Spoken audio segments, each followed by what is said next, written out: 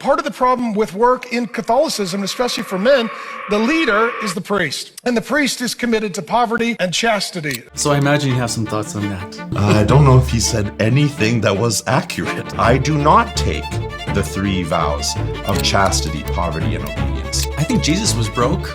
It seems like it. I think Jesus was chaste. He certainly says so. But that's not the kind of man that inspires other men, he says. The fact that I don't have a wife doesn't mean that I don't understand the responsibility that a man ought to have in taking care of the people who are entrusted to him and providing for them. Fr Cristino, welcome back. Thanks, Ken. It's good to have you. Now, on the internet, sometimes things stand out to you and you're like, I wonder what Fr Cristino would say about this.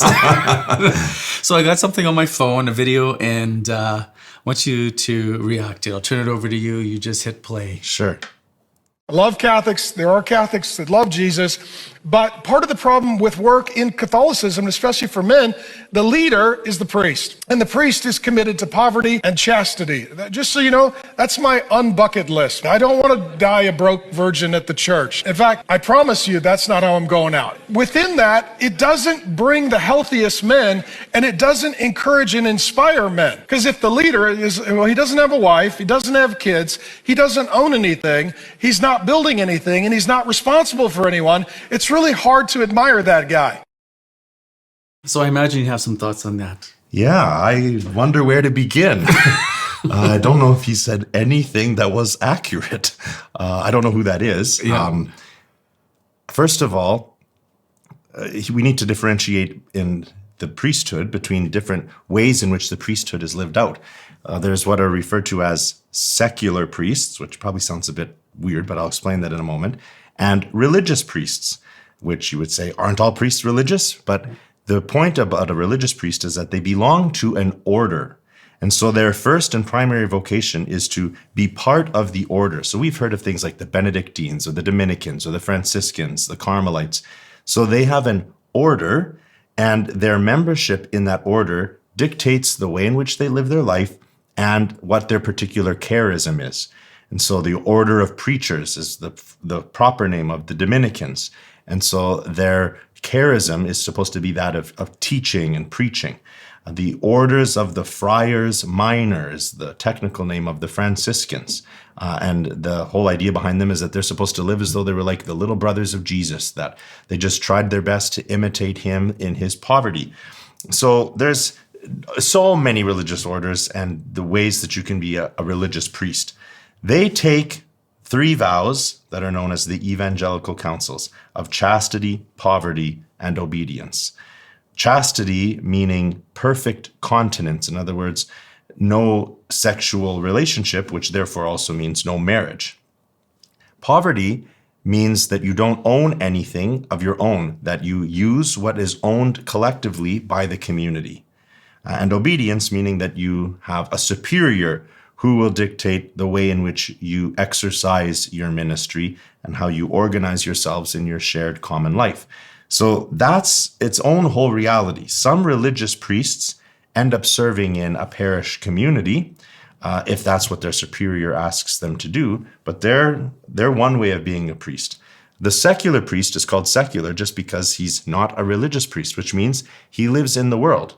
He doesn't belong to an order. He does not have a religious superior. The secular priest is a priest among secular people who live in the world and have a job and have a family. And that's what your average typical parish priest is. That's what I am. And that is sometimes referred to as a diocesan priest because I belong to a diocese. And I do not take the 3 vows of chastity, poverty, and obedience. I take promises, and vows and promises are seen to be different from each other. A vow is made directly to God, and in this case, the promises that we take are made to a bishop.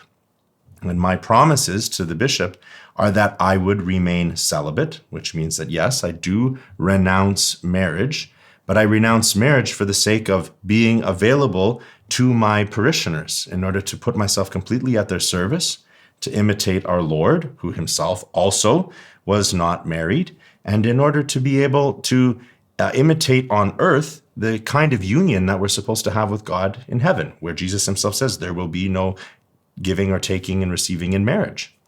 So that's why I take that promise of celibacy. And then I promise obedience to the bishop. And those are the only two promises that are actually made. Canon law then stipulates other things about how we live our life, one of which is that we should live a life of simplicity, but that does not mean poverty. I own my own vehicle, I own my own computer, I have investments, I'm saving for retirement, I earn a paycheck and I have a salary and I have to manage my finances accordingly because someday I have to take care of myself when I'm not employed by the parish that currently provides for my other needs. So I am much more like you or any other man who's trying to care for a family than I am unlike one. Yes, fine, I don't have a wife. The fact that I don't have a wife doesn't mean that I don't understand the responsibility that a man ought to have in taking care of the people who are entrusted to him and providing for them. So his characterization of a man who is a priest not being able to be looked up to, or that he's a bad leader because you can't relate to him, is baloney. If you can't relate to me, it might be because I have a bad personality, but it's not going to be because I don't have a wife and I have no money. Like the way that he describes the poverty angle is just simply untrue. So, sorry, I've gone on That's fine. Great length here, Yeah. but I think that his argument is bogus because if I am a good leader, it's going to be because I possess the qualities of leadership. And a leader inspires people to do what they are capable of doing and doing it to the best of their ability. You don't have a leader because they're the same as you. That's not what makes someone a leader. I find it interesting that he lists qualities of like being broke, being chaste, and not being responsible. Being broke and being chaste. Let's just take those two. I think Jesus was broke. It seems like it. I think Jesus was chaste. He certainly says so. But that's not the kind of man that inspires other men, he says. Right. And it seemed to me that, is he a preacher or something? Yeah, some sort of Protestant preacher. So yeah. I don't understand what he thinks about Jesus. If I, as a priest, am just simply trying to imitate the life of our Lord, and that's what I believe is my greatest and quality as a potential leader, I don't know what he thinks a real good leader actually should be like.